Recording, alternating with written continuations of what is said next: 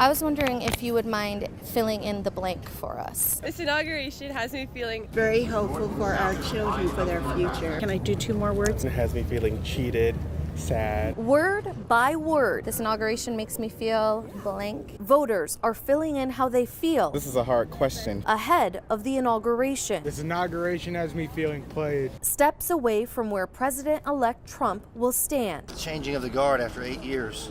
It's refreshing new leadership that will obey the Constitution. Voters are split. He's the president. He's not my president. I support him. I hope he does good, but I don't care for him. This inauguration has me feeling patriotic to the max. Being American is the one strand connecting those voters. The peaceful transition of power is a pinnacle. Would you guys like to answer this question for us? This inauguration has me feeling excited because it is my first time I will see the inauguration. For some, it's seeing history. The election process is all about being an American. It doesn't matter how that turns out. We need to all support whoever the candidate is.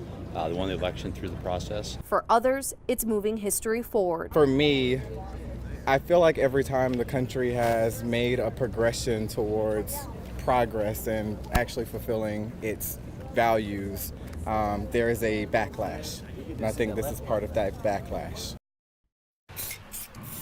Here, at the corner of Fairmont Avenue and North 22nd, in 90-degree heat, it's hot, it's hard sometimes. Hamilton Glass paints. Everyone has kind of honked and said, good job. He shakes, he steadies himself, then he sprays, adding bold splashes of color to this otherwise ordinary Churchill corner. Murals can kind of be change agents in communities. There are things that can speak about a community. And what's happening inside this building spoke to Glass. It houses the Richmond Cycling Corps, which uses cycling to help change the lives of young people, particularly black boys, who live in Richmond's public housing developments. However, the organization provides so much more. They actually moved to this neighborhood because they love the kids of this neighborhood and they wanted to reach them beyond the bicycles. So Glass, knowing the purpose of this building, wanted the outside to reflect what was happening inside. Hence the images of young men with rich brown skin, staring intently while at times in deep thought. I wanted to paint something that was highly representative of the kids that go in and out of this building. And with the crown and the hand sketch, putting a crown on this kid, I also wanted to kind of convey the special message of you guys are kings. Like, you guys can do anything you want. You guys should be looking at yourself in high regard.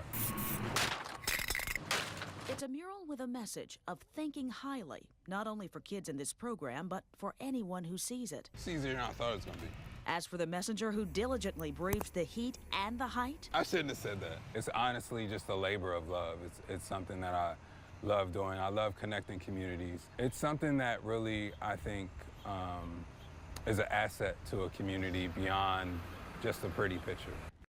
Unit was 43rd Bomb Group, 64th Squadron. I was co-pilot, B-24. We flew 10, 12 hours, depending on the distance we traveled. But we were mainly bombing on north coast of New Guinea. Man, I tell you, this is something else. The thing that killed me was the last B-24 I saw.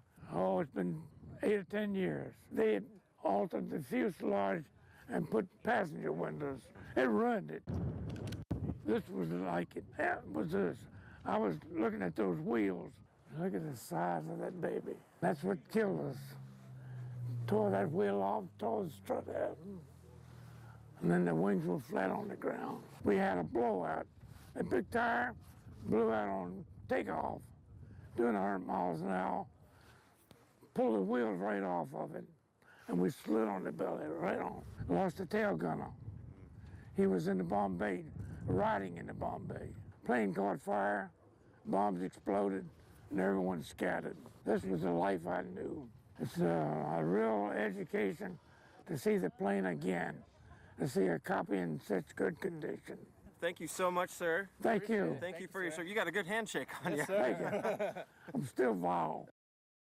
I started drawing when I was 7 years old. It has been more than 70 years since, and Ronald Irwin continues to draw. Watercolor, it would be a lot faster. From memories, but it wouldn't be, I don't think it'd be as good. To medical illustrations. My dad wanted me to go into medicine.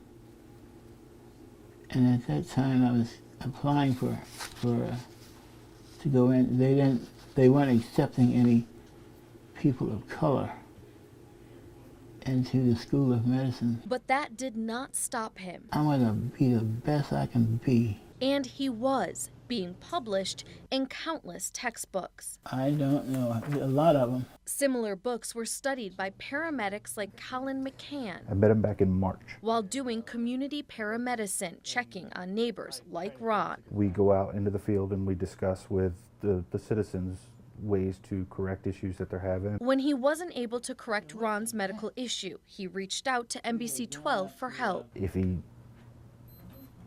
was able to have better teeth, it would make him get out in the community a little bit more. See, Ron lost most of his teeth, causing health concerns. The lips are pushing back into the teeth that he does have, and they're wearing holes in the back of those. It concerns me of oral infection. It also creates discomfort and embarrassment, keeping Ron at home alone as he lost his wife 10 years ago to cancer. When I lost her, I lost a lot of things. So he keeps himself isolated, embarrassed about his teeth, surrounded only by his artwork, which he wishes he could share my little panda by teaching others. I don't get out. I don't get out much. Verona is beautiful with the rolling farmland, and it's quiet. Best kept secret in the county. Look at this. Ain't it nice? I'm kind of passionate about it. I'm about to tee up about Verona. That's Ronald Logan. For his entire life, the east end of Henrico has been his home. Mighty nice thing. And it's where he runs his business, Ronnie's Barbecue on Route 5. Trail opened up, and this year has been pretty good. He's talking about the Virginia Capitol Trail, one of the area's biggest tourist attractions. And people who live and work here are hoping for more projects just like this.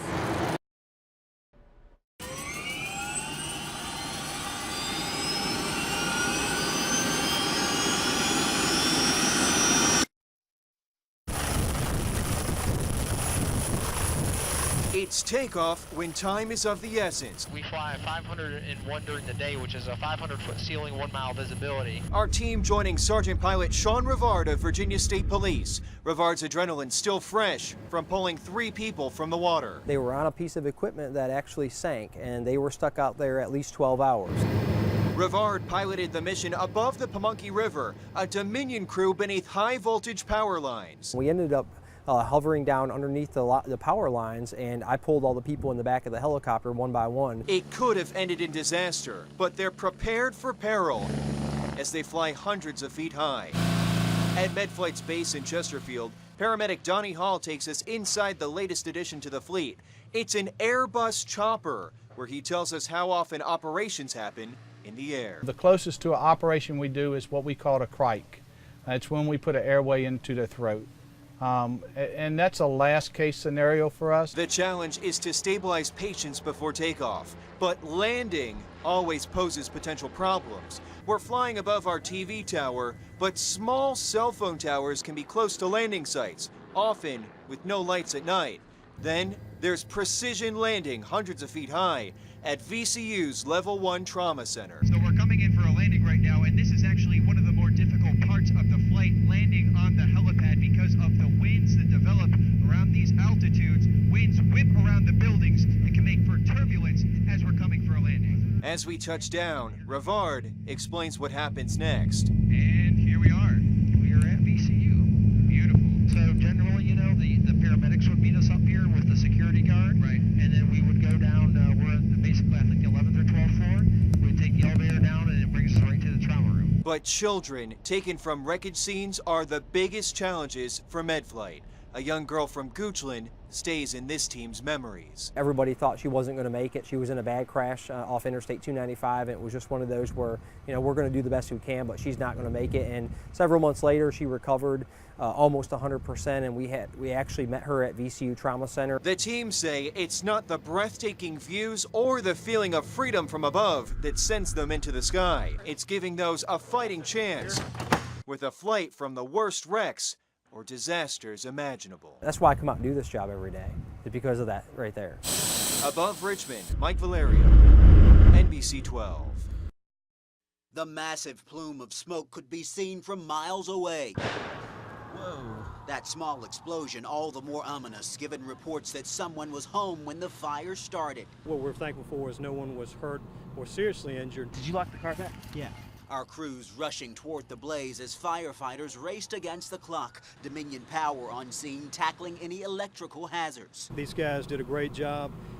Thanks to their hard work and effort, no one was injured, and the situation was brought to a safe conclusion. This all happening just steps away from the Kroger shopping center. I want to walk you around this way and show you it's a very active scene with several fire units responding. They were able to get the blaze out within minutes. The shopping area was never at jeopardy given the large space. But that large space, one of many challenges for firefighters. Access, heat. Although it was successful, you know, it's a lot of toll on the guys. So crews navigated down a 1,500-foot long driveway in sweltering conditions. This residence positioned deep in the wood line, but again, well-trained firefighters, prepared for situations like this. We practice for these types of situations over and again, and today the training paid off. And the hydration paid off because we've been preaching hydration quite a bit too with the heat that we're enduring. This major operation all in a night's work for some of Chesterfield's finest.